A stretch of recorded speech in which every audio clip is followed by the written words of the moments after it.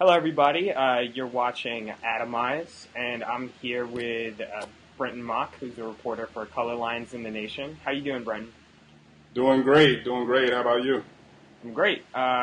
So Brenton and I are old colleagues from the American Prospect, and Brenton has been absolutely killing the voting rights beat, particularly the conflicts over voter ID and the GOP's network of sort of trained poll watchers who are going to be challenging what I assume are going to be mostly Democratic, or what they assume to be Democratic-leaning voters at the polls. So, Brenton, why don't you talk a little bit about that? Yeah, well, again, Adam, thanks for bringing me on to do this version of Adamize, allowing me to mockalize the Adamize. But yeah, we started so with the Voting Rights Watch 2012. That is a partnership between Colorlines and the Nation magazine. And initially, at the onset, we were really just going to focus on voter ID laws. But we quickly realized that in terms of voting rights, that this was much bigger than just whether people would have to show ID, which is bad in and of itself. But then there were these issues of purging, issues of people trying to attack early voting, and then the group True the Vote popped up, and they didn't emerge this year. I mean, True the Vote actually first shot up in around 2010. Well, why don't you explain a little bit about who True the Vote actually is? Because people might not have heard of it, as important as they are. Right. Yeah. So True the Vote emerged out of Houston, Texas, in 2010. They basically that's when their public face was shown. Really great reporting from Ryan Riley over at Talking Points, and also Abby Rappaport, who's at Prospect right now. At the time, she was at the Texas Monthly or the Observer, I can't remember. But basically, like they chronicled the rise of True the Vote as they were growing in Houston at the time.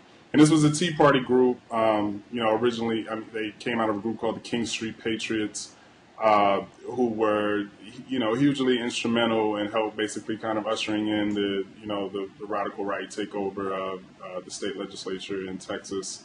And through that kind of lobbying, one of the first things on their agenda was to get their new Tea Party candidates in office to pass a voter ID law. This is when Texas was suffering, millions of dollars in debts and deficits. The top of their agenda was getting a voter ID law in Texas. It got a lot of traction, and so True the Vote basically then, basically decided to kind of institutionalize themselves, and they picked one particular practice of basically like training volunteers to watch and observe over voters as they go to vote. They basically followed a model that they did in 2010, where they went to predominantly African American and Latino polling districts, and again, quote unquote, like hovered over voters, got up in their faces. Also got into some arguments with the actual poll judges, people administering the polls, and so and these are rather innocuous things. If you talk about poll watchers, like NAACP does poll watching, as does ACLU. But there was obviously something really fishy about the fact that a bunch of white people from the Tea Party were suddenly showing up like in the hood in Houston, and obviously that's going to be an unsettling thing. If you're in the hood anywhere in America and white people just show up with clipboards and and are up in your face asking you questions, that's going to, if not intimidate, it's going to, frustrate some people. And so, fast forward to today, they basically try to clone that model and export it out throughout the rest of the nation. They've trained other Tea Party groups in about 35 other states. They claim that they want to train 1 million poll watchers for November. They're not gonna get anywhere close to that. But the fact of the matter is that the way that they're training people is like they're basically putting these webinars up on the computer and encouraging people to come in and kind of learn how to conduct poll watching activities via the web, and then just letting them loose. And that's just a really reckless way of doing any kind of operation. So, so you mentioned that the NAACP does poll watching. What do you think is the difference between the NAACP's poll watching and a group like True to Vote? Yeah. So I mean, with NAACP and many other civil rights and civil liberties groups like them, basically they're there to assist the voter if a voter is having problems, right? So if you're a college student and you're in line and if for some reason maybe you're at the wrong polling place, a poll watcher can basically like help you find tell you where the correct polling place is that you're supposed to be at. And they also are supposed to protect you from other people who may be there, trying to put out misinformation on election day. And we know that that's a common thing in Black communities where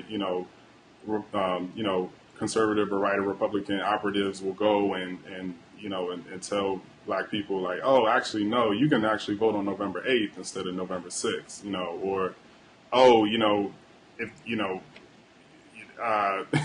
like you're not supposed to wear. I remember when I was in D.C. and I remember there was this line of thought going around saying, oh, you can't wear anything that has the word Obama on it, anywhere on your body, not a hat, not a shirt. And in certain places, that is the case. That's electioneering. But in places in Maryland, like that actually was not the case. But if you're a Black person and somebody tells you this and you have an Obama pin on, you might go home that day. And so a poll watcher is supposed to be able to like stand there and tell you, no, these are your rights. You can stay in line, you can vote. And that's normally what they're supposed to do. That's not exactly what True to Vote is doing with poll watching. They're actually sending people out to challenge people on their vote. In a lot of cases, actually be the dispensers of misinformation, especially in states that have voter ID laws or have any kind of other residency requirements, things like that. I think that's sort of an interesting. I think it sort of goes to the heart of the Republican-Democratic disagreement over voting rights stuff, right? I mean, if the idea of poll watchers is sort of to help people exercise their right to vote, True to Vote's poll watching is sort of more geared towards preventing certain people from voting. And I just think that's sort of reflective of this larger argument where I think Republicans are believers in some sense in actually making voting harder in a way that makes in a way that narrows the number of people who actually cast ballots. So one thing I think there's probably not a lot of daylight between you and me on this kind of stuff, but I want to play devil's advocate here for a second and say, what if you had a voter ID law where where ID was free from the government, where you didn't have to pay for it? Because the way it works sometimes now is that it's basically a poll tax because you have to pay to vote. You have to pay for an ID. Would you consider it sort of the same level of nefariousness if a voter ID law also made an explicit provision that people could go to the DMV or whatever and get an ID and did not have to pay for it? Well, I mean, this came up in the Pennsylvania voter ID law hearings that have been taking place over the last 2 months. And basically, I mean, that's where they're at with it. Like, voter ID is inevitable in Pennsylvania. The compromise right now from the judge's ruling earlier this week is basically that we're gonna temporarily stop it for this November election. But as for after that, there's nothing constitutionally wrong on its face with asking somebody to show ID to prove that they are who they say they are in order for them to vote. As far as what I'm concerned, I would want to make sure that any kind of voter ID law, if it is in fact necessary, that it is in complete alignment with, the 24th Amendment that basically ban poll taxes, that it is in alignment with your state's constitution. So, while the federal constitution doesn't provide us a right to vote, the Pennsylvania Constitution does provide its citizens a right to vote. So if there's going to be an ID mandate, or they're calling it a requirement, I call it a mandate, then basically a voter has to be entitled to the card, meaning they are going to get that card, no matter what. And any obstruction to them getting it, whether it's driving 50 to 60 miles to a Department of Transportation center, or having to fill out 20 forms, or having to find some kind of specific birth certificate document, like all of that, like really can't be an issue. And I can give you two cases in which this is kind of playing out. In Virginia, they also passed a voter ID law this year, and they're actually under the supervision of the Voting Rights Act under Section 5, and they were cleared by the Department of Justice basically because the governor of Virginia went out of his way to make sure that every voter got the ID. Basically, anyone who registers to vote, like a voter ID is actually mailed to you, and they make sure that you get that ID. And then there's a whole provisional ballot issue behind that to make sure that you're still able to vote if for some reason you don't have the ID on election day. With Georgia, it's kind of the same thing. And in Georgia, you are entitled to an ID to vote. And when Georgia first passed their voter ID law, a judge also filed an injunction against it, saying, unless you can make this ID card an entitlement where everyone can get it no matter what, then I can't let it fly. So it ended up going back to the legislature. They put a whole bunch of tweaks into it, and then basically 2 years later, they were able to come up with a situation where everyone is able to get it. Again, like I'm not really endorsing a voter ID because I don't necessarily feel like any obstruction should be put in front of anybody in order to vote. And we fought all those battles in the civil rights era for a reason, because people were trying to put obstructions in front of us. And the people who are crying out for voter ID, I don't think they're going to stop with an ID card. I mean, they're so adamant that voter fraud is happening all over the place, even though all evidence to the contrary.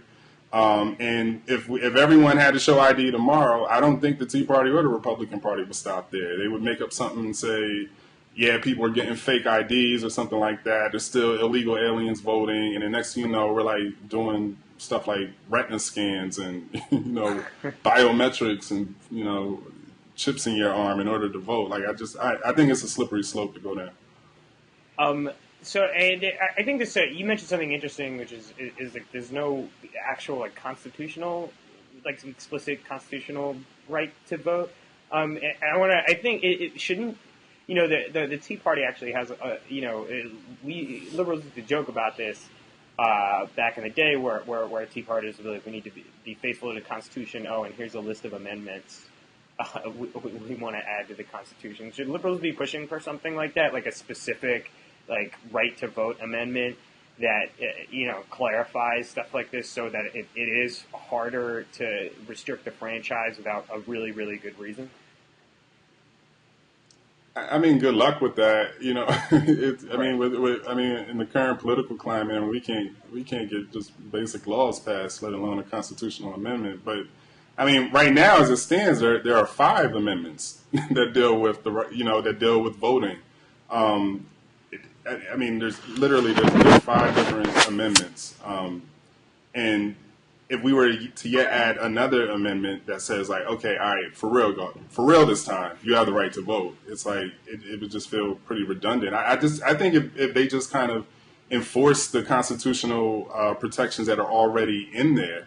I mean, the Voting Rights Act itself already protects against anyone being prevented from voting in any kind of way that that impacts them in terms of race or ethnicity or gender or age. And the thing with that is kind of the brilliance of the strategy that went into crafting the Voting Rights Act is that it wasn't it wasn't enough to just for a legislator to say, well, our intention wasn't to discriminate against Black people or Latino Americans. It's like, no, right, if it has that impact, then it's not going to fly. And I think that's a brilliant thing. And as long as it's enforced, then let's just enforce that law before we try to come together and put together a constitutional amendment. That's ideal. I would love it. I can't see it happening though.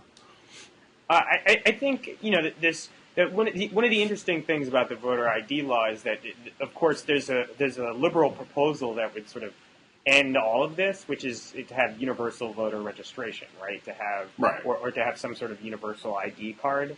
And conservatives have traditionally been opposed to the universal ID card idea, although it's frequently invoked not in the context of voting, but in the context of sort of immigration reform as a way of distinguishing between people who are here legally or illegally. Right.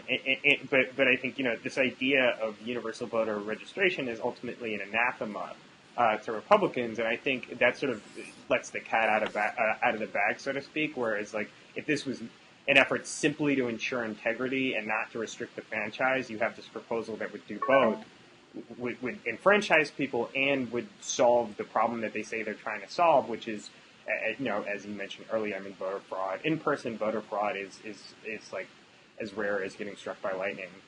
But they're against it, and obviously they're against it because the larger goal is that they actually have an ideological belief in making voting harder than it should be. Right. Yeah. I mean, the thing with universal voter registration, which I do think is an adequate solution, is that, like, I mean, the entire voting process period is super obsolete. I mean, it's just this really antiquated system. People are still filing, paper ballots and paper voter registration forms that are, handled in a lot of ways in a lot of counties in very reckless, if not sloppy ways, and I mean, part of the reason why people in Pennsylvania for the past couple of months weren't able to get ID was because, PennDOT didn't have their information correctly entered into their database. So it wasn't for lack of people registering. It was just that, that the PennDOT centers, who are entering all this data in by hand, they were making mistakes. They weren't putting hyphens and apostrophes, or they were misspelling people's names. So, I mean, and right now there's just a lot of human error and potential for human error in the system. And it just, the whole system just really needs to be updated. I mean, it needs to be, best technology needs to be applied to it in the same way the government applies in theory, applies best technology practices to everything else that they're trying to basically mainstream. So, absolutely. So let me ask you a question. What do you think of the performance of the Obama Civil Rights Division and the voting rights section, particularly with regards to this kind of stuff? So just to clarify, in the Voting Rights Act, there's something called Section 5, which, there are various sections that deal with stuff like this, but basically the Justice Department has the authority to prevent discriminatory laws, or laws that would have the purpose or effect of discriminating against voters for reasons of race, gender, etc. And the Obama Justice Department, I think, has been fairly aggressive in enforcing this stuff, but I want to know what you think. Yeah, I mean, they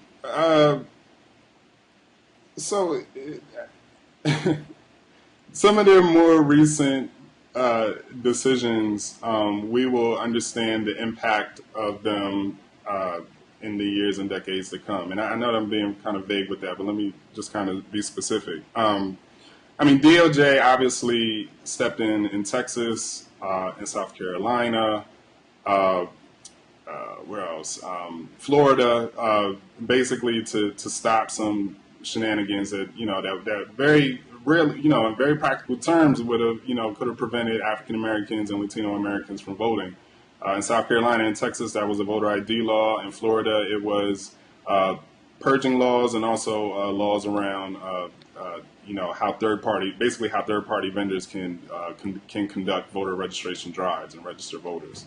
DOJ stepped in, put a halt to it as they as required by the Voting Rights Act in those particular states, and made those states prove that these changes that you're trying to make are not going to have discriminatory impacts on people of color. At least in the case of Texas and Florida, they weren't able to prove that, and so those laws got struck down. In South Carolina, that's still playing out in court right now. In the meanwhile, you had other states that passed voter ID laws, such as Virginia and New Hampshire, also subject to Section 5 in the Voting Rights Act. and they actually were cleared by Department of Justice. They were allowed to have their law go, basically because of the flexibility that they built into those laws, the broad range of IDs that are allowable in those states. And, again, like, this is what I mean by we have to see what the impact of this is. I mean, for me, as far as I'm concerned, it's you can build flexibility into the law. You can allow for a broad range of IDs to be shown in order to vote.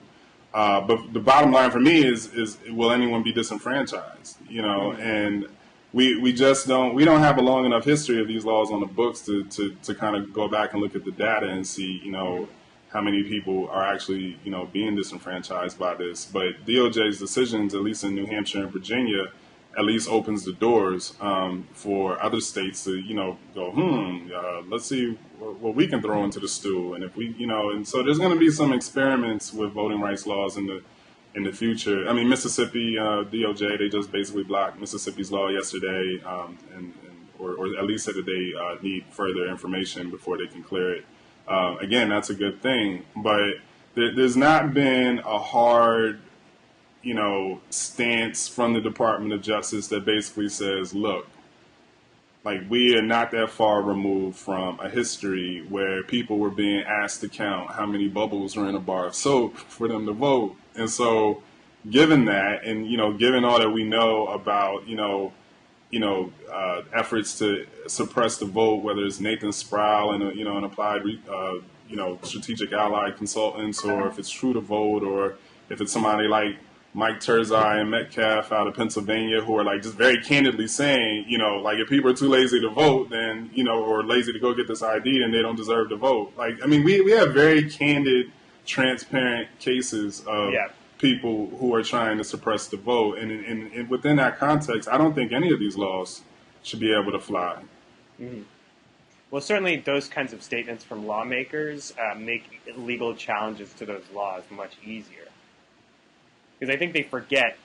I think maybe they forget, but like when you're suing to block a law on the basis that it discriminates, when you have lawmakers saying, we want to stop people from this group of people from voting or something like that, it actually, it actually really helps. And the bar is really high for proving cases like this, but it helps a lot when you have lawmakers basically showing their true colors by saying stuff like this. But you're right. But the funny thing is that the bar is not high for the legislators to put these laws in place to begin with. I mean, like, basically any legislator can say, hey, voter fraud, even if there's no voter fraud that exists, and they can just decide to, to push these laws through. And, a lot of people, it's funny because a lot of these Republicans are basing their voter fraud or even their own voter intimidation accusations off of that one instance in Philadelphia that you know very well about with the new Black Panther Party. It's like between that kind of phony incident right there and then the phony voter registration fraud that's often invoked about Acorn, it's like this is what these laws are being based on. And I mean, the Black Panther case is extraordinarily interesting because they couldn't find any voters or poll watchers who were not McCain poll watchers saying they were intimidated.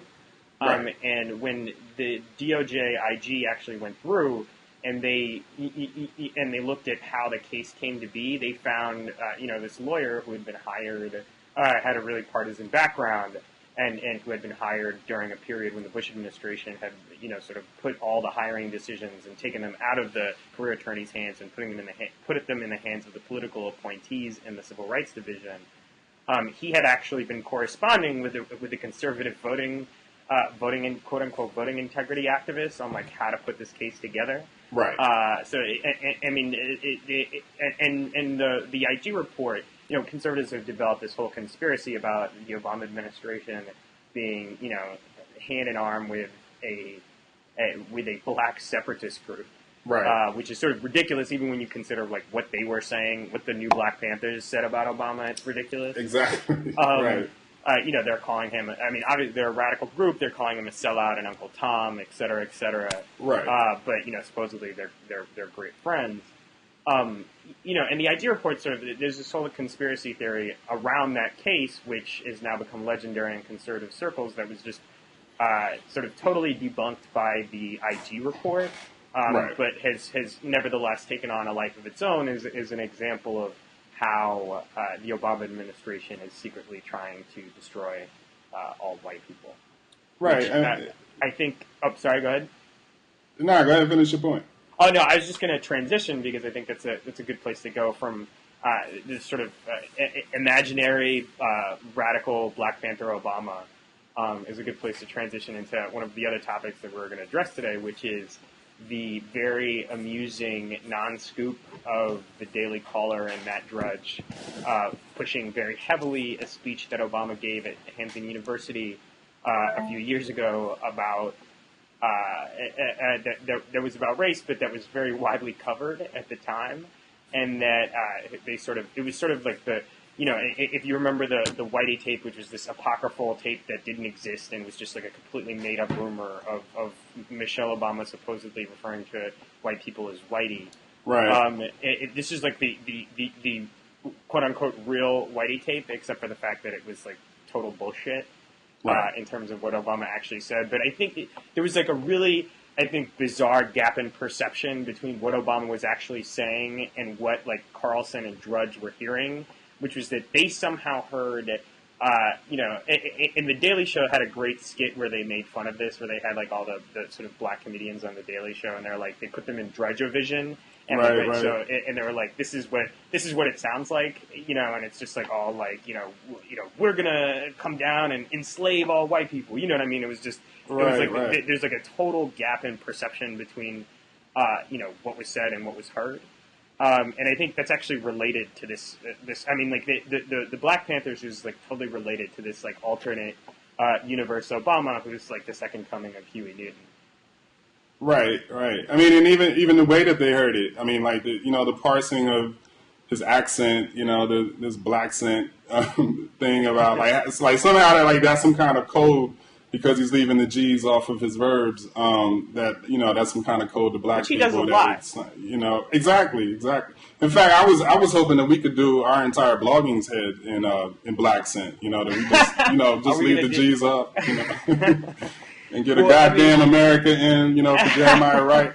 I mean, and I know I'm pretty familiar with that setting. I've been meaning to chime in about this. I mean, because that setting in which he spoke at Hampton University, that was for a ministers' conference. Like when you look in the audience, like it's not like you see a bunch of like black young people or college students or or even Black Panthers. It's like aged old like black religious folk, like probably the most innocuous setting, anywhere. And that's an annual event. I'm very familiar with it. My father is a minister with the National Baptist Convention, which participates in that. And so like I know very well about that setting. There's absolutely nothing radical about it. I mean, Jeremiah Wright used to preach there annually, and I'm surprised that they haven't pulled some Jeremiah Wright footage out of one of those sessions. I've actually probably just tipped them off to that.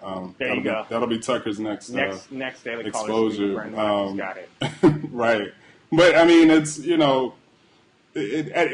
basically what it just feels like what the right is trying to do is kind of like criminalize like black people talking about black people or talking to black people. I don't know what it is that they are hearing when they see us talk in that kind of setting, but or if this is some kind of like revenge for the person who snuck in and saw how Mitt Romney talks within his setting in Boca Raton. Like when when he's around like his rich, wealthy, hedge fund managers or whatever. I'm sure that he speaks completely different than when he goes to rural America to talk to the common folk. There's something very funny about it. It's very like, oh, you guys got a video? Well, we got a video, and our video's more video than your video.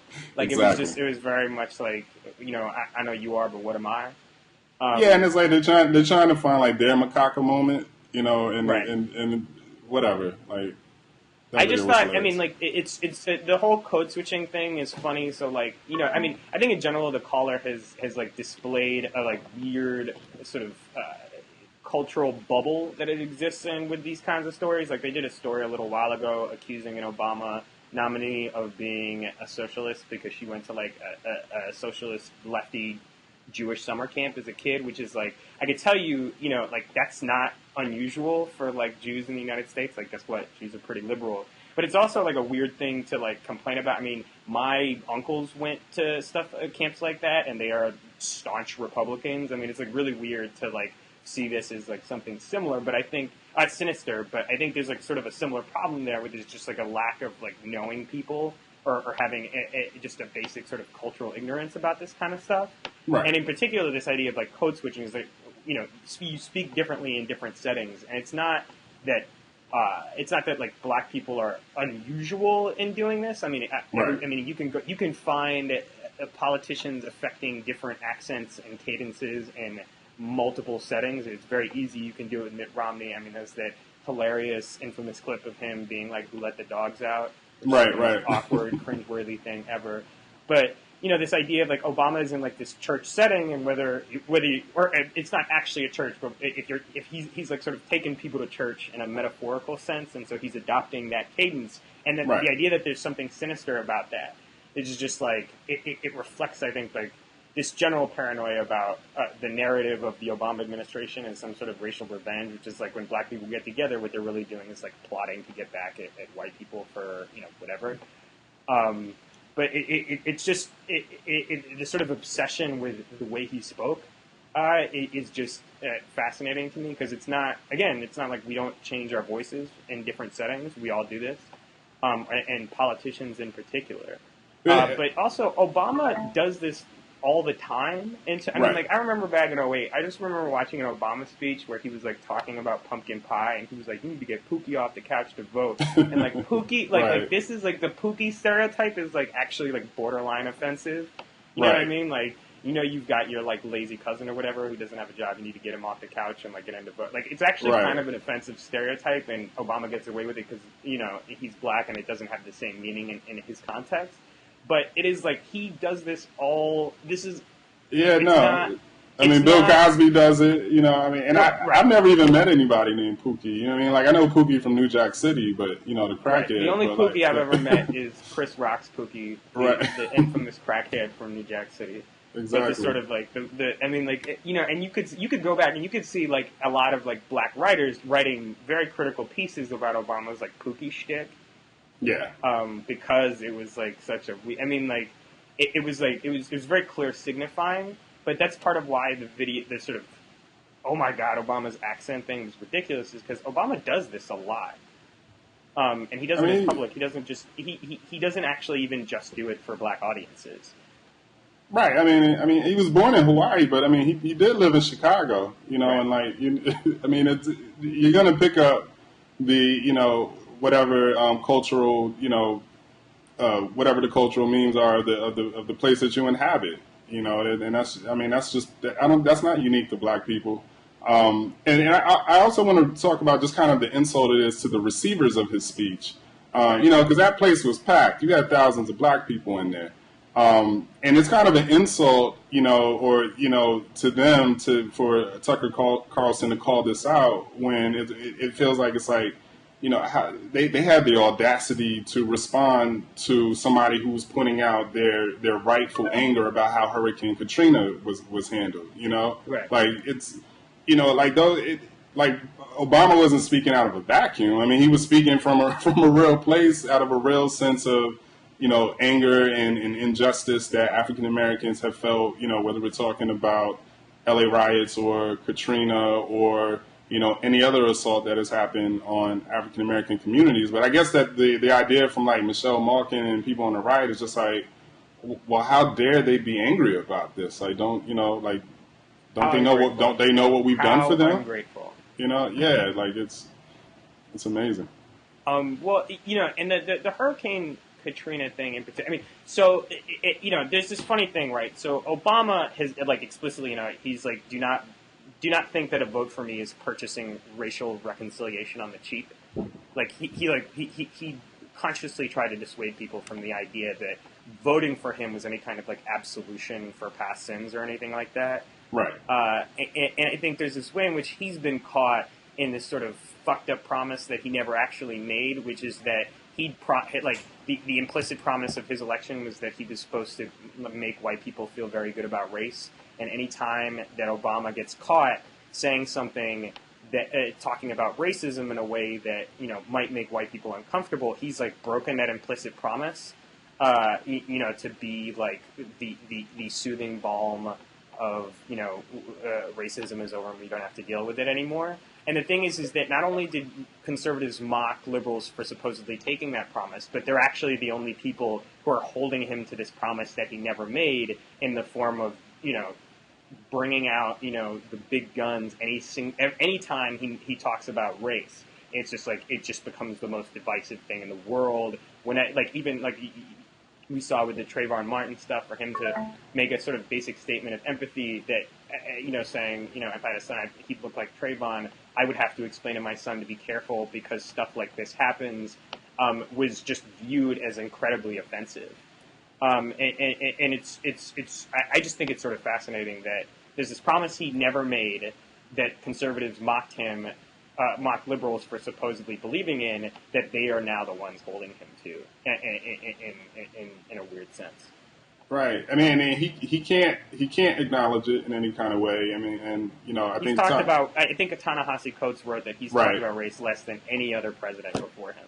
Right. I was just going to bring up Ta-Nehisi's piece. I mean, because he spoke directly at this thing that we actually saw last night in the debates, right, where Romney is taking optimum advantage of his privilege in this debate. Like, I'm going to just, sun this dude and yell all over him and lie and, basically, who going to check me? You know what I mean? And at the same time, Obama can barely raise his voice, basically because, he can't, if he starts to get too aggressive, then he starts to, import, stereotypes about the angry black man, and also, not to mention, just being an uppity Negro to begin with, to how dare you speak back and actually tell the truth about what Romney is lying about. It felt very much like Obama was in his place, and he was almost aware of the fact that he was in his place and couldn't get out of it.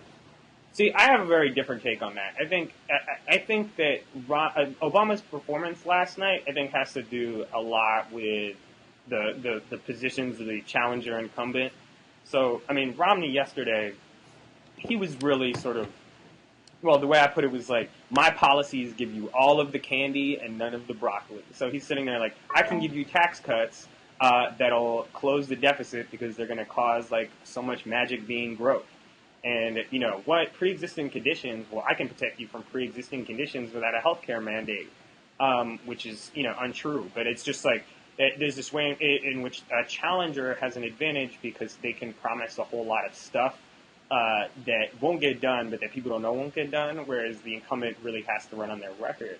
And to an extent, I thought Obama really missed a lot of opportunities last night, and I thought his delivery was, very halting in terms of the way that he was speaking. Romney clearly came across as more commanding, which I think is ultimately the bigger problem.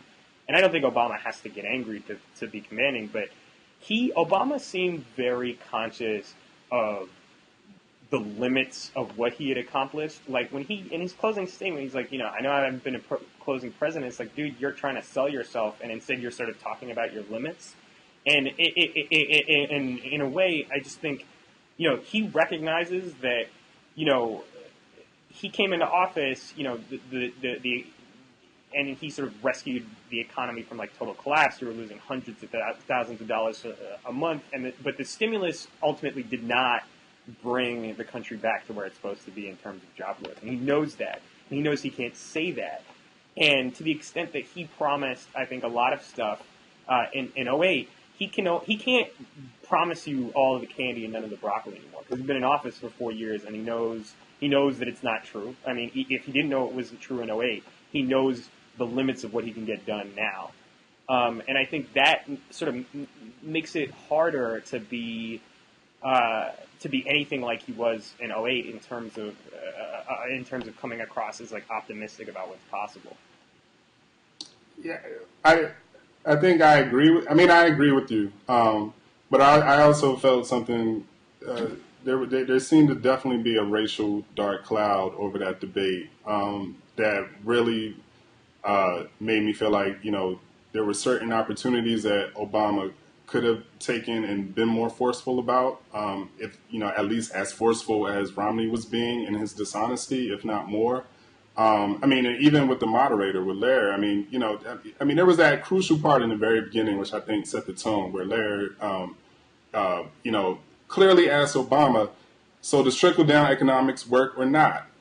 No. Just no. Just say it. You've said it before. You don't have to expound on this. You don't have to give us a lecture about this. Say it, just no. Say it forcefully and kind of set the tone. But it felt like there was something holding him back from even just saying very obvious things. And I don't know if it really was just because of the aggressive tenor of Romney and just kind of winning that over, or if there was just this thing of just this kind of racial blockage right there, where it's like I want to just be like, no, motherfucker, we know that it doesn't work, but I can't say that because I don't want people thinking I'm like the angry black man. Do you think that's because the video got in his head? The video? Yeah, the Drudge Tucker Carlson video. I don't know. There's no way I could, get into Obama's head and what he was thinking about, before that debate. If he's even paying attention. If I'm Obama, I wouldn't even be paying attention to the Tucker Carlson tape. But it's definitely something that we have sensed throughout probably through his entire tenure in office. And, Ta-Nehisi, again, I think he put his finger on that on a number of different cases. And quite frankly, I think really since 2010, since he got that quote unquote shellacking, he's kind of stutter-stepped his way through this game, and I don't know if he felt that smack, that smack from the white race in 2010 of like, look, this, we are exercising our privilege and power right now, and and you must submit, even though you're the president of the United States, or if he just wasn't prepared last night, and as with a lot of other speeches that he's made, I don't know. It's just really it was really difficult to absorb last night. See, I'm skeptical that race played a huge part in the debate last night. I think that in general, I think you're right about sort of objective constraints on how Obama behaves in terms of not being able to show anger. But I think in general, his personality, he's not a very angry person. Even when he's angry, I don't think that comes. I don't think he's not really the type of dude, I think, to really snap at someone in the same way, in the way that sort of that would be a part of that caricature. But I'm sure like that. I do think that there are those objective constraints in terms of his ability to get angry. But the truth is that Romney, I don't think Romney came across as particularly angry in that debate. He was very. I thought he was actually very congenial, and he did something that I thought was really smart. Congenial? He came in, yeah. No, I thought he was, particularly at first. I think the first thing he said was, I'm sure you'd rather be with your wife. I know it's very romantic for you to be here with me, which is.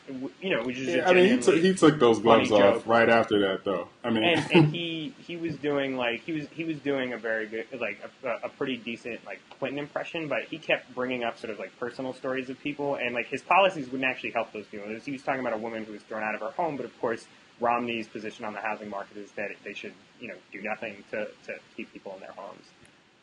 But he came in there with just one clear mission, which was I am going to erase from your memory the dude who was on that 47% video that Mother Jones published, saying half the country are basically moochers who are dependent on government. I think that was his goal. He had a very clear mission coming in there, and I think he did a pretty good job of accomplishing it. And I don't think the president had his clear mission. In terms of what he had to do in the debate? He's sort of trying to run out the clock, so to speak, because he has the lead, and so I don't think he was as clear as what he needed to do in that debate. Whereas I think that'll probably be different next time around. I certainly hope.